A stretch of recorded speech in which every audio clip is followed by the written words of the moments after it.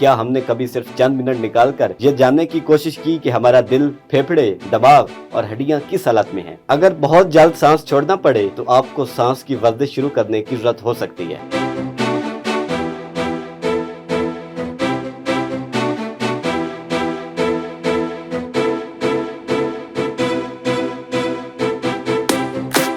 کیا آپ واقعی صحت مند ہیں؟ ہم سب چاہتے ہیں کہ بڑھاپا بھی جوانی کی طرح صحت مند اور مضبوط ہو، لیکن کیا ہم نے کبھی صرف چند منٹ نکال کر یہ جاننے کی کوشش کی کہ ہمارا دل، پھیپھڑے، دماغ اور ہڈیاں کس حالت میں ہیں؟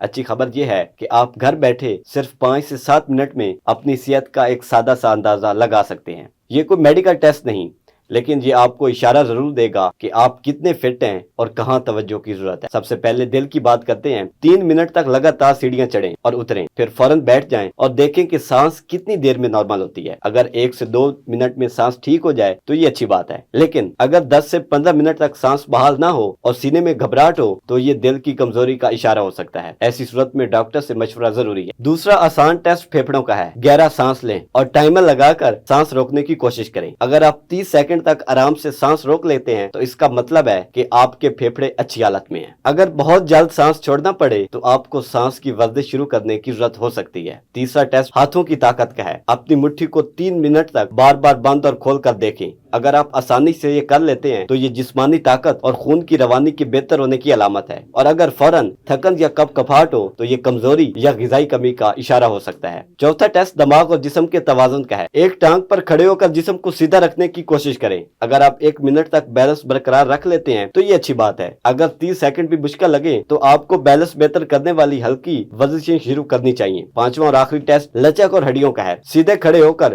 بغیر گھٹنے موڑے آگے جھکیں اور پاؤں کو چھونے کی کوشش کریں تو آپ کی باڈی میں لچک اچھی ہے۔ اگر سختی یا درد ہو تو سٹریچنگ اور کیلشیم والی غذا کی ضرورت ہو سکتی ہے۔ یاد رکھیں یہ سب صرف ایک ابتدائی اندازہ ہے، حتمی فیصلہ نہیں۔ اگر کسی ٹیسٹ میں زیادہ مسئلہ محسوس ہو تو ڈاکٹر سے ضرور رجوع کریں۔ صحت مند رہنا مشکل نہیں، بس روزانہ تھوڑی سی توجہ اور چند منٹ اپنی ذات کے لیے نکالنے کی ضرورت ہے۔